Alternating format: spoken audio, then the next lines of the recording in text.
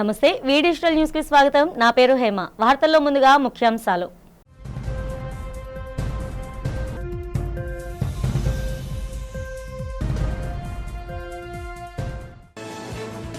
గన్నవరం అన్నదాత సుఖీభవ కార్యక్రమంలో పాల్గొన్న ముఖ్యమంత్రి చంద్రబాబు ప్రతి రైతు ఖాతాల్లో కేంద్ర రాష్ట్ర ప్రభుత్వాలు 20,000 వేస్తున్నాయని వెల్లడి.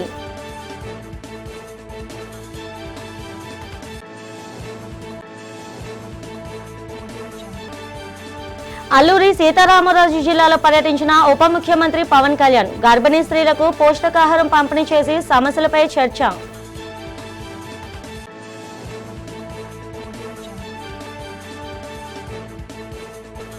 సింహాచలం శ్రీ వరహాలక్ష్మి నరసింహస్వామి వారిని దర్శించుకున్న హోంమంత్రి వంగలపూడి అనిత చందనోత్సవ ఏర్పాట్లపై అధికారులతో సమీక్ష.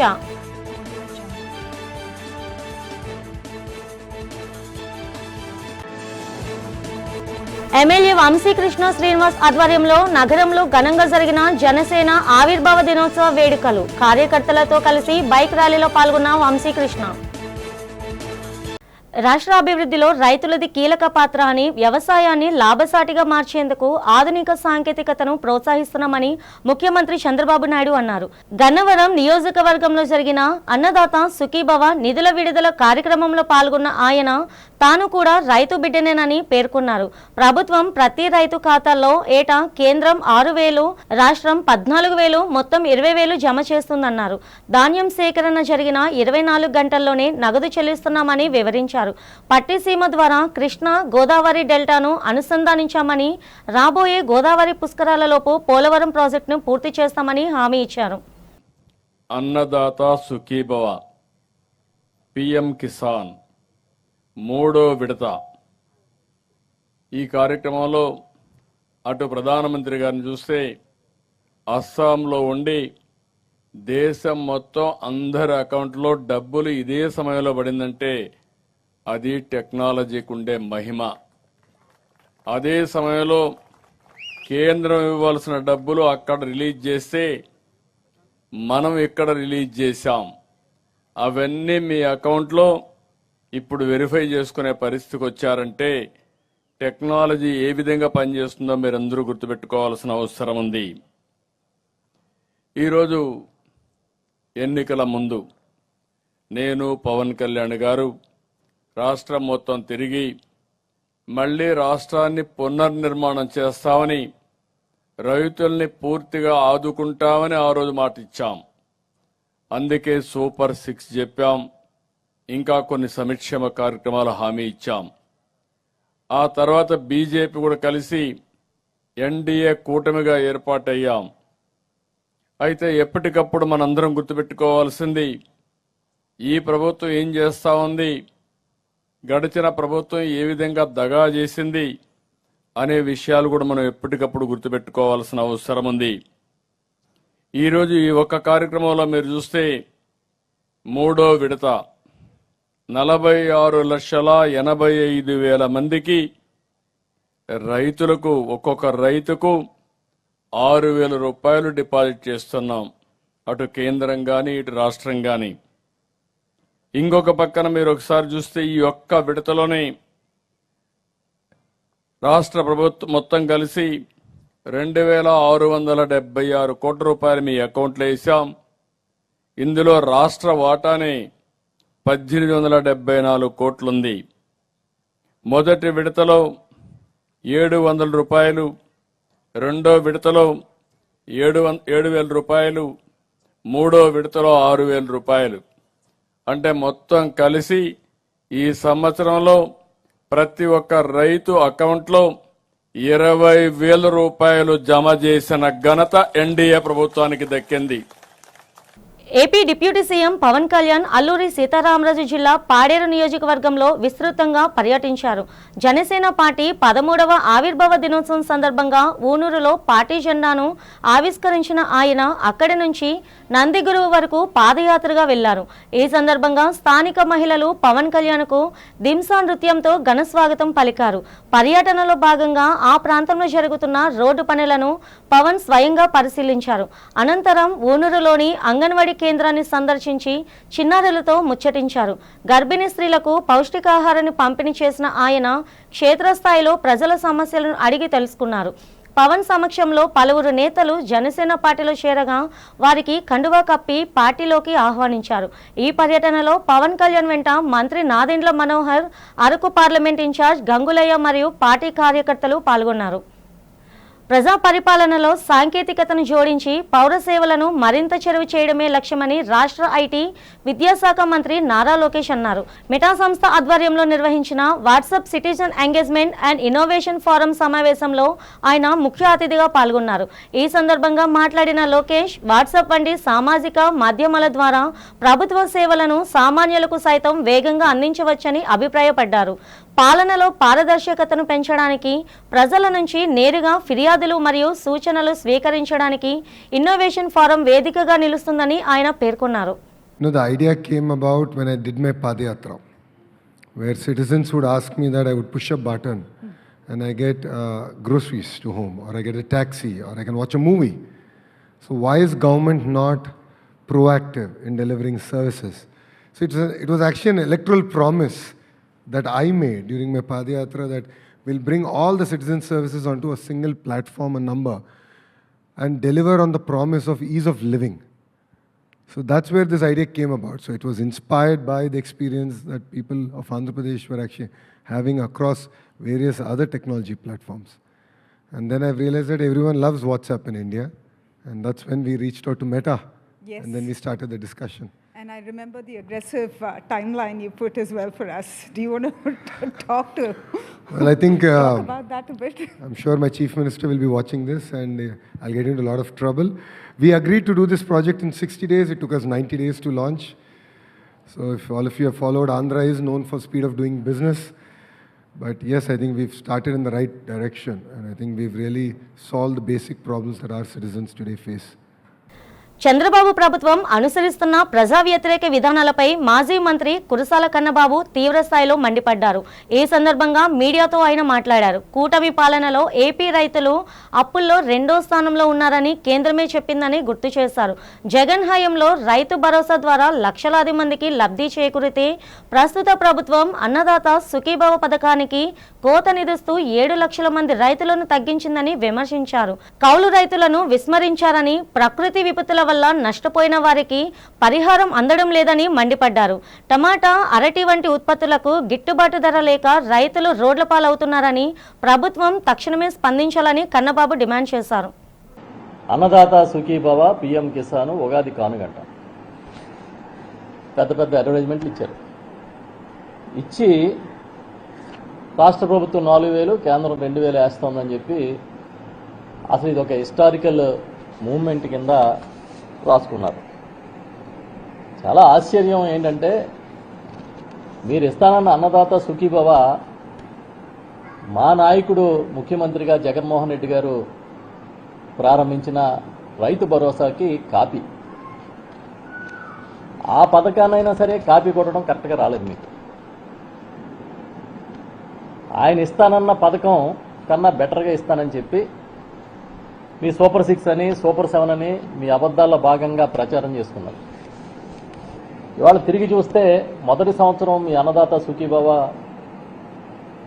ఆ కార్యక్రమానికి మంగళం పాడేశారు. 2వ సంవత్సరం 10,000 ఇచ్చారు. ఒక్కసారి నేను మీకు గుర్తు చేస్తున్నా, ఒరిజినల్గా మీరిచ్చిన ఎన్నికల హామీలో ఏం చెప్పారు అని అంటే, కేంద్రం ఇచ్చే పిఎం కిసాన్ కాకుండా ప్రతి రైతుకి 20,000 రూపాయలు ఆర్థిక సహాయం చేస్తాము, పెట్టుబడి సహాయం చేస్తామని. కానీ అధికారంలోకి వచ్చిన తర్వాత అన్నీ కలిపి 20,000 అన్నారు. అన్నీ కలిపి 20,000 అని మొదటి సంవత్సరం మంగళం పాడేశారు. 2వ సంవత్సరం 10,000 వేశారు. ఇక్కడే ఒక చిన్న మెలిక కూడా ఉంది. మా ప్రభుత్వ హయాంలో ఆనాటి మా ముఖ్యమంత్రి జగన్మోహన్ రెడ్డి గారు 53,58,000 మంది రైతులకి, రైతు కుటుంబాలకి పెట్టుబడి సాయాన్ని అందించారు ఏటా. ఇప్పుడు మీరు అందిస్తున్నది 46,85,000 మంది రైతు కుటుంబాలకి. అంటే సుమారుగా 7 లక్షల మంది రైతులు తగ్గిపోయారు. మేము సూటిగా అడుగుతున్నాం, మీరు కావాలనే రైతులకి అనర్హత చూపించి సంఖ్య కుదించేశారా, లేకపోతే మీ ప్రభుత్వంలో వ్యవసాయం గిట్టుబాటు కావట్లేదని రైతులు వ్యవసాయాన్ని మానేశారా? ఈ రెండిట్లో ఏది కరెక్టో చెప్పమని మేము సూటిగా అడుగుతున్నాం. సింహాచలం శ్రీ వరహాలక్ష్మి నరసింహస్వామి వారిని హోంమంత్రి వంగలపూడి అనిత దర్శించుకున్నారు. ఆలయానికి చేరుకున్న మంత్రికి దేవస్థాన అధికారులు ఘన స్వాగతం పలికారు. స్వామివారి దర్శనం అనంతరం వేద పండితులు మంత్రోచ్చారాల మధ్య మంత్రికి వేద ఆశీర్వచనం అందించారు. అనంతరం రాబోయే సింహాచలం చందనోత్సవం మరియు సింహాచలం కళ్యాణోత్సవం ఏర్పాట్లపై ఆలయ అధికారులు అర్చకులతో మంత్రి అనిత సమీక్షించారు. ఈ సందర్భంగా మంత్రి అనిత మాట్లాడుతూ గత సంవత్సరం చందనోత్సవానికి సుమారు 1,20,000 మంది భక్తులు స్వామివారి దర్శనానికి వచ్చారని తెలిపారు. ఈ ఏడాది భక్తుల సంఖ్య మరింత పెరిగే అవకాశం ఉందని చెప్పారు. చందనోత్సవం ఏర్పాట్లపై ఈ నెల చివర్లో మంత్రుల బృందం సమీక్ష సమావేశం నిర్వహించినట్లు వెల్లడించారు. 10వ తరగతి వార్షిక పరీక్షల నిర్వహణకు జిల్లా యంత్రాంగం అన్ని ఏర్పాట్లు పూర్తి చేసిందని జిల్లా విద్యాశాఖ అధికారి ప్రేమ్ కుమార్ తెలిపారు. శనివారం ఉదయం విద్యాశాఖ అధికారి కార్యాలయంలో ఏర్పాటు చేసిన పత్రికా సమావేశంలో ఆయన మాట్లాడారు. జిల్లా వ్యాప్తంగా పరీక్షలు సజావుగా సాగేలా అన్ని చర్యలు తీసుకోవడం జరిగిందని పేర్కొన్నారు. 10వ తరగతి పరీక్షలు మార్చి 16 నుండి ప్రారంభమై ఏప్రిల్ 1, 2026 వరకు జరుగుతాయని తెలిపారు. కలెక్టర్ ఆదేశాల మేరకు అన్ని శాఖల సమన్వయంతో పరీక్షలను అత్యంత పారదర్శకంగా ఏకడ్బందీగా నిర్వహిస్తున్నట్లు వెల్లడించారు. టైమింగ్స్ మార్నింగ్ 9:30 నుంచి 12:45 వరకు కూడా ఈ పరీక్షలు జరుగుతాయండి. ఒక పిఎస్ ఎన్ఎస్ మాత్రమే, అంటే 25వ తారీఖు 28వ తారీఖు మాత్రమే 9:30 నుంచి 11:30 దాకా ఈ ఎగ్జామ్ అనేది జరుగుతుందండి. మన జిల్లాలో మొత్తంగా 28,983 విద్యార్థులు ఇక్కడ హాజరవుతున్నారు. అందులో బాలికలు 15,292, బాయ్స్ 15,292, గర్ల్స్ 13,691 మంది ఇక్కడ అటెండ్ అవుతున్నారండి. 456 స్కూల్స్ నుంచి మొత్తం ఈ విద్యార్థులందరూ కూడా మనకు అటెండ్ అవుతున్నారు. 133 ఎగ్జామినేషన్ సెంటర్స్ మనం ఏర్పాటు చేయడం జరిగిందండి. 133 సెంటర్స్లో కూడా 133 మంది చీఫ్లు, 133 మంది డిపార్ట్మెంటల్ ఆఫీసర్స్ కూడా మనం ఏర్పాటు చేయడం జరిగింది. ఒకే ఒక సెంటర్లో చంద్రంపాలెంలోనే ఎడిషనల్ అసిస్టెంట్ కింద, డిపార్ట్మెంటల్ ఆఫీసర్ కింద ఒకరిని వేయడం జరిగింది. అది జెడ్పీహెచ్ఎస్ చంద్రంపాలెం అండి. అన్ని ఏర్పాట్లు చేయడం జరిగింది. ముఖ్యంగా త్రాగునీటి సౌకర్యం, ఫర్నిచరు అన్నీ కూడా అన్ని సెంటర్లో కూడా ఏర్పాటు చేయడం జరిగింది. మా ఎంఈఓలు, డిప్యూటీలు వెళ్ళి తనిఖీ చేశారు. అన్ని ఏర్పాట్లు చేయడం జరిగింది. మరి ముఖ్యంగా ఈ మొత్తం ఏర్పాట్లకి 1,634 మంది ఇన్విజిలేటర్స్ని మనం ఏర్పాటు చేసుకుంటున్నాం. ఇందులో ఈ సంవత్సరం ముఖ్యంగా ఏంటంటే ప్రైవేట్ స్కూల్స్ నుంచి కూడా ఒక 20% మంది ఉపాధ్యాయుల్ని మనం వేసుకోవడం జరుగుతుందండి. రాష్ట్ర వ్యాప్తంగా జరుగుతుంది. అందులో భాగంగా 1,634 మందిలో మనం 20% వరకు కూడా ప్రైవేట్ స్కూల్ ఉపాధ్యాయులను కూడా ఇన్విజిలేటర్స్ కింద మనం ఉపయోగించడం జరిగిందండి. మనకు ఈ సంవత్సరం హాల్ టిక్కెట్లను నేరుగా డౌన్లోడ్ చేసుకోవడానికి మనకు అవకాశం ఉంది. లీప్ యాప్ ద్వారా డైరెక్ట్గా స్టూడెంట్ లాగిన్లోకి వెళ్ళి తన పెన్ నెంబర్ ద్వారా డౌన్లోడ్ చేసుకోవచ్చు. దీనికి ఎవరి సంతకమో అక్కర్లేదు. డౌన్లోడ్ చేసుకుని నేరుగా వారు ఎగ్జామినేషన్ సెంటర్స్కి వెళ్ళి వారు కూర్చొని రాసుకోవచ్చు. అలాగే కలెక్టర్ గారి ఆధ్వర్యంలో కూడా ఆల్ డిపార్ట్మెంట్లో కూడా మనం ఒక మీటింగ్ని ఏర్పాటు చేయడం జరిగింది. దాని ద్వారా మున్సిపల్ కమిషనర్ గారికి, సిపి గారికి, డిఎంఎండ్హెచ్ఓ గారికి, ఆర్టీసీ మేనేజర్ గారికి అందరికీ కూడా ఇన్స్ట్రక్షన్స్ కరెక్ట్గా ఇప్పించడం జరిగింది. ప్రతి ఒక్క సెంటర్లో కూడా పోలీసు బందోబస్తు ఉంటుంది. తర్వాతను ఈ హెల్త్ డిపార్ట్మెంట్ వాళ్ళతో కూడా అక్కడ కోఆర్డినేట్ చేసుకుని హెల్త్ డిపార్ట్మెంట్ వారు కూడా అక్కడ ఉంటారండి. అట్లాగే బస్సులకు సంబంధించి ఆర్టీసీ మేనేజర్ గారితో మాట్లాడడం, అన్ని రూట్లకు కూడా బస్సులు వేస్తారు. తర్వాత రాష్ట్ర ప్రభుత్వం ప్రకటించినట్లుగానే ప్రతి ఒక్కరు కూడా వారి యొక్క హాల్ టికెట్ చూపిస్తే ఫ్రీగా ఉచితంగా ప్రయాణం చేసే సదుపాయం కూడా ఈసారి కల్పించడం జరిగిందండి. ఒకే రోజు ఒక వార్డులో 20 కోట్ల అభివృద్ధి పనులకు శ్రీకారం చుట్టడం రికార్డుగా భీమిలి ఎమ్మెల్యే గంటా శ్రీనివాసరావు అన్నారు. జీవీఎంసీ 5వ వార్డు శివశక్తి నగర్లో 20 కోట్ల విలువైన 29 పనులకు శుక్రవారం ఆయన శంకుస్థాపన చేశారు. అనంతరం ఏర్పాటు చేసిన సభలో మాట్లాడుతూ అధికారంలోకి వచ్చిన తర్వాత ఒక మధురవాడ జోన్లో 50 కోట్ల పనులు చేపట్టామని, స్టాండింగ్ కమిటీ సమావేశంలో తాజాగా మరో 10 కోట్లు మంజూరయ్యాయని చెప్పారు. చాలా సంతోషంగా ఉంది నాకైతే ఈ పూట. ఎందుకంటే అక్కడ వచ్చి ఒకసారి చూస్తే దాదాపు 29 పనులు, 20 కోట్ల రూపాయలు ఒకే రోజు ఒకే చోట ఒక వార్డులో. నాకు తెలిసి ఆంధ్రప్రదేశ్ రాష్ట్ర చరిత్రలో ఎక్కడ కూడా ఒక వార్డులో ఇన్ని కోట్ల రూపాయల పనులకి ఎప్పుడు మనం కార్యక్రమాలు చేసుకోవాలి. మరి అటువంటి అవకాశం, అదృష్టం మనకి 5వ వార్డు మన కార్పొరేటర్ మళ్ళీ హేమలత ఆధ్వర్యంలో మన నాయకుల సహకారంతో ఈ కార్యక్రమాలకి మనం శ్రీకారం చుట్టడం జరిగింది. మొన్న ఎన్నికలకు ముందు ఈ ప్రాంతంలో మనం ప్రచారానికి వచ్చినప్పుడు అందరూ కూడా మీరు చూపించిన ఆదరణ, అభిమానం నాకు గుర్తుంది. ఎక్కడికి వచ్చినా కూడా మీరు ఒక కుటుంబ సభ్యులాగా మీరు అందరూ స్వాగతం పలికారు, మొత్తం ఆహ్వానించారు. ఈ ప్రాంతంలో ఏదైనా అభివృద్ధి జరిగిందంటే గతంలో మనం ఎమ్మెల్యేగా, మంత్రిగా ఉన్న ఆ 5 సంవత్సరాలే సార్. 2014-19లో మీరేసిన రోడ్లు, మీ హయాంలో జరిగిన కాలువలు, లేకపోతే పార్కులు, కమ్యూనిటీ హాల్స్, ఇవన్నీ కూడా అప్పుడు చేసిన పనులు తప్ప ఆ తర్వాత 5 ఏళ్ళు అభివృద్ధి అంటే ఏంటో మాకు తెలియదు. కాబట్టి మళ్ళీ మిమ్మల్ని మేము గెలిపించుకుంటాం, మీతో మేము అభివృద్ధి చేయించుకుంటాం ఇక్కడ అని చెప్పని మీరు అందరూ కూడా కంకణం కట్టుకొని చరిత్రలో ఎప్పుడూ లేని విధంగా భారీ మెజార్టీతో ఎమ్మెల్యే గెలిపించారు. టైం నేను కౌన్సిల్లో నీటి సమస్య మీదే ఫస్ట్ టైం నేను కౌన్సిల్లో మాట్లాడడం జరిగింది. ఎందుకంటే 5వ వార్డులో ఎక్కువగా అదే సమస్య, వాటర్ సమస్య అనేది.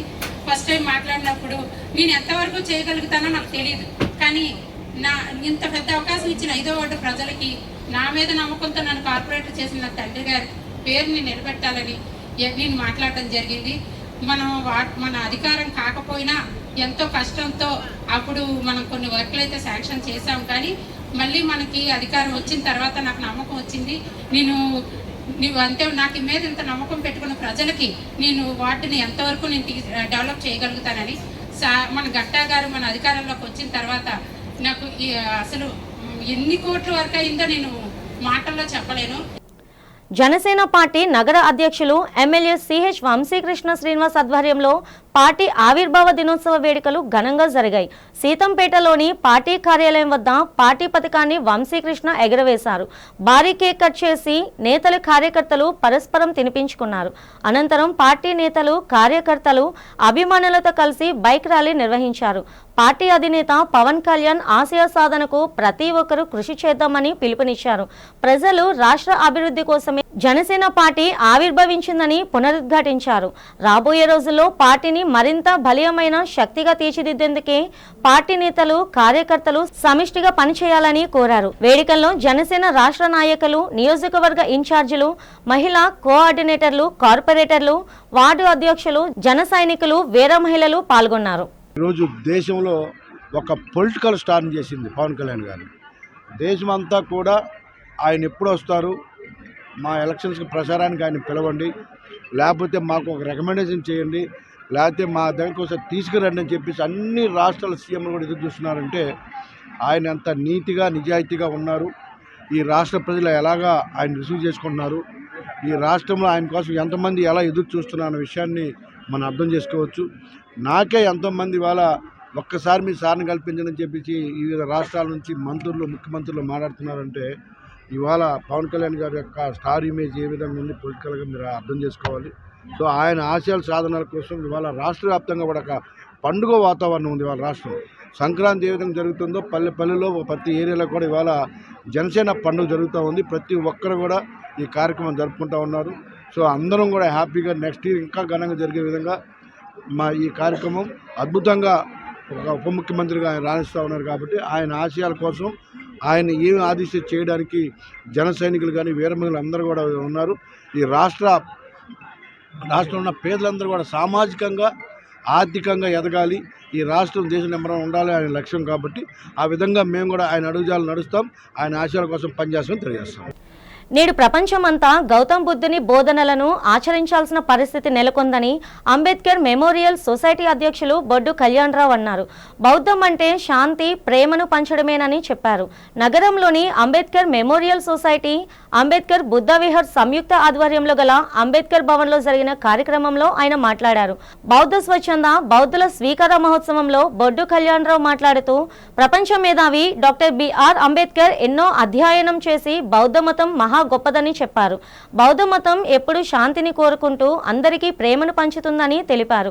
నేడు ప్రపంచమంతా తీవ్ర అల్లోకొల్లల పరిస్థితులు నెలకొని ఉన్నాయని, ఈ నేపథ్యంలో బౌద్ధ మతం ఎంతో శ్రేష్టమైందని తెలిపారు.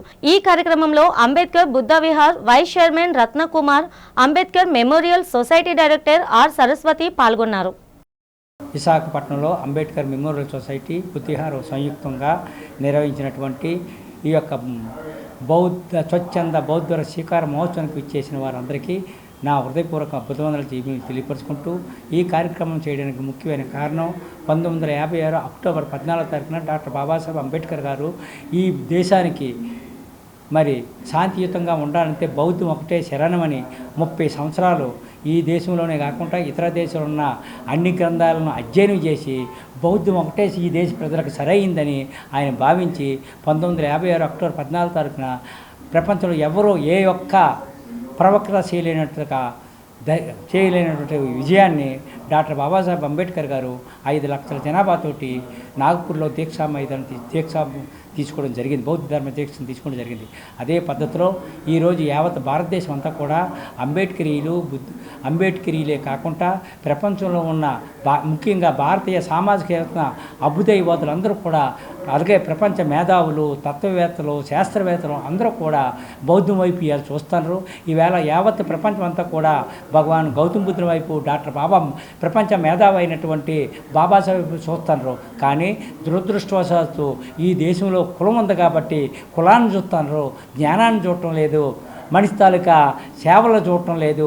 ఆ క్రమంలో బాబాసాహెబ్ అంబేద్కర్ని మరి ఈ దేశ పాలకులు మరి సరైన పద్ధతులను సమాజానికి వారి సేవలు జరగకపోవటం వల్ల అవినీతికి, అక్రమాలకి, దౌర్జన్యాలకి, మూఢనమ్మకాలకి, మూఢ విశ్వాసాలకి ఇవన్నీ కూడా చోటు చేసుకొని ఇవాళ ప్రపంచమే కాకుండా యావత్ భారతదేశం మరి అల్లకల్లోలం ఉంది. ఇప్పుడు మనం చూసినట్లయితే యావత్ ప్రపంచం కూడా యుద్ధాలమయమైంది. అయితే బౌద్ధులు ఉన్న సారం ఏమిటి అంటే శాంతియుతంగా మనిషిని మనిషిగా ప్రేమించాలా, మనిషికి స్వేచ్ఛ కావాలా, మనిషికి స్వాతంత్రం కావాలా, మనిషికి సోదరభావం కావాలని సిద్ధాంతాల మీద బౌద్ధం అనేది గత 2560 సంవత్సరాల పూర్వం భగవాన్ గౌతమ బుద్ధుడు ప్రవశించిన దాన్ని ఈవేళ అనేకమైన మేధావులు భారతదేశం కాకుండా ప్రపంచం అంతా తీసుకెళ్ళడం జరుగుతుంది. నగరంలో వరుస దొంగతనాలకు పాల్పడుతున్న కిలాడి దొంగను కంచరపాలెం క్రైమ్ పోలీసులు అరెస్ట్ చేశారని west sub division crime incharge ACP Annepu Narasimhamurthy వెల్లడించారు.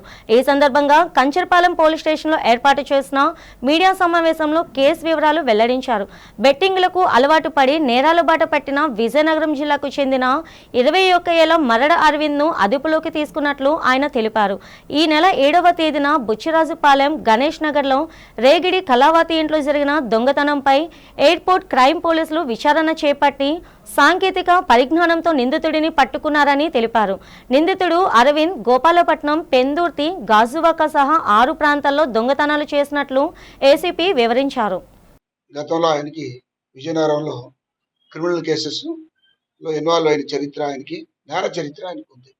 తద్వారా ఆయన్ని పట్టుకొని వెస్ట్ సిఐ గారి టీం చాకచక్యంగా ఆయన పట్టుకొని ఆయన్ని విచారించిన తర్వాత, టెక్నికల్ ఇన్వెస్టిగేషన్ చేసిన తర్వాత ఆయన దాదాపు 6 నేరాల్లో ఆయన పాత్ర ఉండేటట్టు కనిపించింది.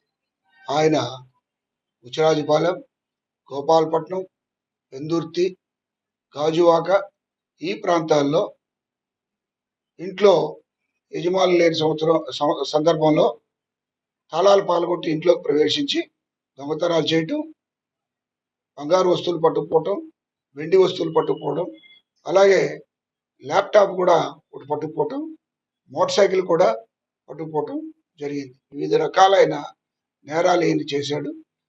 చాలా చాకచక్యంగా, చాలా నైపుణ్యంగా వెస్ట్ సిఐ గారు, చంద్రమౌళి సిఐ గారి టీము అతన్ని పట్టుకొని సుమారు 58 గ్రాముల బంగారం, ఇది 6 కేసుల్లో 58 గ్రాముల బంగారం, సుమారు 1/2 కిలో వెండి, ల్యాప్టాప్, ఫోను ఇవన్నీ కూడా సీజ్ చేయడం జరిగింది. 2 వీలర్ కూడా ఒకటి సీజ్ చేయడం జరిగింది. జనసేన పార్టీ 13వ ఆవిర్భావ దినోత్సవ వేడుకలు పెందుర్తి నియోజకవర్గంలో అత్యంత ఘనంగా నిర్వహించారు. పార్టీ అధినేత డిప్యూటీ సీఎం పవన్ కళ్యాణ్ పిలుపుతో పెందుర్తి ఎమ్మెల్యే పంచకర్ల రమేష్ బాబు ఆధ్వర్యంలో సుజాత నగర్ పార్టీ కార్యాలయం వేదికగా సేవా కార్యక్రమాలు చేపట్టారు. ముందుగా ఎమ్మెల్యే పంచకర్ల రమేష్ బాబు పార్టీ జెండాను ఆవిష్కరించి కేక్ కట్ చేసి కార్యకర్తలకు శుభాకాంక్షలు తెలిపారు. ఈ సందర్భంగా ఏర్పాటు చేసిన రక్తదాన శిబిరాన్ని ఆయన ప్రారంభించారు. ఈ సందర్భంగా ఆయన మాట్లాడుతూ జనసేన పార్టీ ఎప్పుడూ ప్రజల పక్షానే ఉంటుందన్నారు. జనసేన పార్టీ 12 సంవత్సరాలు కంప్లీట్ చేసుకుని 13వ సంవత్సరంలోకి అడుగుపెట్టిన రోజు 13వ ఆవిర్భావ దినోత్సవ శుభాకాంక్షలు జన సైనికులకి వీర మహిళలకు తెలియజేస్తూ మరి ఈ కార్యక్రమంలో భాగంగానే 1 గంట క్రితం పవన్ కళ్యాణ్ గారు మా రాష్ట్ర అధ్యక్షుడు రాష్ట్ర ఉప ముఖ్యమంత్రి వర్యులు ఎయిర్పోర్ట్కి రావటం, ఫ్లైట్ దిగి హెలికాప్టర్ ఎక్కి పాడేరు వెళ్ళటం, ఈ ఆవిర్భావ దినోత్సవాన్ని గిరిపుత్రుల మధ్యలో చేసుకోవాలి, ఆవిర్భావ దినం అనేది 10 మందికి మేలు చేసే కార్యక్రమంగా 10 మంచి పనులు చేసే కార్యక్రమంగా అవ్వాలి అన్న ఒక సంకల్పంతో మాకు కూడా ఆయన పిలుపునిచ్చారు. వారం రోజుల క్రితమే ఈ కార్యక్రమం ద్వారా బ్లడ్ డొనేషన్ క్యాంపులు, వస్త్రదానాలు, అన్నదానాలు, పేదలకి ఏదన్నా మేలు చేసే కార్యక్రమాలు చేయమని చెప్పారు. దానిలో భాగంగానే మీరు చూశారు, బ్లడ్ డొనేషన్ క్యాంప్ ఇక్కడ పెట్టాం, సభవరంలో వస్త్ర పంపిణీ, హాస్పిటల్లో ఫ్రూట్స్ పంపిణీ పెట్టాం. పరవాళ్ళు ఏదైతే చిన్నపిల్లలు, పిల్లల గర్భిణీ స్త్రీలు, పిల్ల తల్లులు వచ్చి సేద తీరి అంగన్వాడీ దగ్గర ప్రతి సెంటర్లో కూడా ఫర్నిచర్ కొరత ఉంది. అనకాపల్లి సర్వే నెంబర్ 1539/5 భూమిపై వస్తున్న ఆరోపణలను భూ యజమానులు ధనలక్ష్మి ఈశ్వరి, సూరిశెట్టి, శ్యామ్ల తీవ్రంగా ఖండించారు. ఈ సందర్భంగా విజిఎఫ్ ప్రెస్ క్లబ్లో ఏర్పాటు చేసిన మీడియా సమావేశంలో వారు మాట్లాడారు. ఈ భూమి 1947కు పూర్వం విజయనగరం జమీందారీ కాలం నుండి తమ పూర్వీకుల వారసత్వంగా వస్తున్న ఆస్తి అని వారు స్పష్టం చేశారు. ఇటీవల జిల్లా కలెక్టర్ ఆదేశాల మేరకు రెవెన్యూ, మున్సిపల్ అధికారులు జరిపిన జాయింట్ ఇన్స్పెక్షన్లో కూడా భూమి తన స్వాధీనంలోనే ఉన్నట్లు తేలిందని వారు వెల్లడించారు. తమకు ఉన్న ఏకైక ఆధారమైన ఈ భూమిపై తక్షణమే మ్యూటేషన్ పూర్తి చేసి న్యాయం చేయాలని సీఎం చంద్రబాబును, జిల్లా కలెక్టర్ని వారు కోరారు. తమ పూర్వీకుల నుండి వస్తున్న ఈ భూమిపై అనవసరంగా ఆరోపణలు చేస్తున్నారన్నారు. అన్ని ప్రభుత్వ రికార్డులు తమ వద్దే ఉన్నాయని, తాము పేద మహిళమని, తమకు ఈ భూమి ఆధారమన్నారు. అధికారులు వెంటనే స్పందించి తమ పేర్లపై మ్యూటేషన్ పూర్తి చేయాలని కోరారు. భూమి గల కాండేలు సూరప్పారావు, కాండేలు చింతల్లి వాళ్ళ అమ్మాయిని, ఆ భూమి గల అమ్మాయిని, చిన్న అమ్మాయిని సూర్సెట్ శ్యామల నా పేరు, మా ఆయన పేరు సూర్సెట్ రామచంద్రరావు. మా ఆయన గారు చనిపోయారు. నా చిన్నప్పటి కాంచి ఈ భూమి మీదనే మేము ఆధారపడ్డాము. మేము అలాగా ఈ భూమి మీద బతికాము. మా నాన్న ప్రతి పంట అన్ని మీద పండించి మమ్మల్ని పోషించేవాడు. మా అక్కకి మాకంటూ ఏ ఆధారం లేదు. మాకు అది ఆధారం. ఎందుకు ఇలా చేస్తున్నారో తెలీదు. ఈ మధ్య వస్తున్నాయి దూర్కామని, ఇండోమెంట్ అని, కన్నికా పరమేశ్వర్ అని, వెంకటరామూర్తి కూడా రకరకాలుగా పేర్లు సృష్టిస్తున్నారు. ప్రతి రికార్డులో మా నాన్నగారి పేరే ఉంది. మా చిన్నప్పటి నుంచి ఆ భూమి మీద బతుకుతున్నాము. ఎందుకు ఇవన్నీ సృష్టిస్తున్నారో మాకు తెలియట్లేదు. మా ఆవేదన ఎవరికి చెప్పుకుందామన్నా తెలియట్లేదు. మాకు ఈ అవకాశం ఇచ్చినందుకు మా ఆవేదన అంతా ఇక్కడ చెప్పుకుంటున్నామండి. మా అక్కకి నాకు ఆధారం అదే. మాకంటూ ఆధారం ఏమీ లేదు. మా వెనకాలంటూ ఎవరు మగదిక్తుకు లేరు. మా ఆయన గారికి అంటూ బాగోదు. మా ఆయనగారు చనిపోయారు. మా స్వతంత్రం రాకముందు కానీ ఆ పంట మేము అలా పండించుకునే ఉన్న ఆ భూమి మాది. మా తాతల కాంచి వచ్చిన భూమి అది. వార్తలు ముగించే ముందు ముఖ్యాంశాలు మరొకసారి.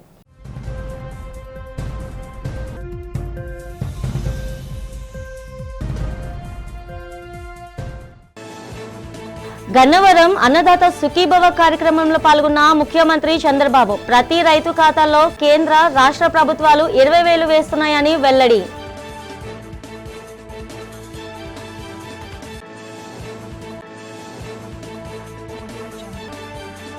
అల్లూరి సీతారామరాజు జిల్లాలో పర్యటించిన ఉప ముఖ్యమంత్రి పవన్ కళ్యాణ్ గర్భిణీ స్త్రీలకు పౌష్టికాహారం పంపిణీ చేసి సమస్యలపై చర్చ.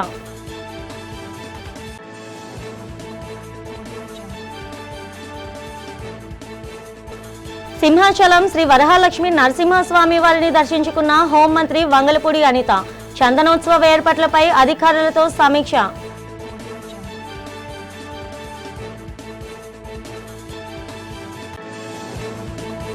ఎమ్మెల్యే వంశీకృష్ణ శ్రీనివాస్ ఆధ్వర్యంలో నగరంలో ఘనంగా జరిగిన జనసేన ఆవిర్భావ దినోత్సవ వేడుకలు. కార్యకర్తలతో కలిసి బైక్ ర్యాలీలో పాల్గొన్న వంశీకృష్ణ. ఈనాటి వార్తలు ఇంతటితో సమాప్తం. నమస్తే.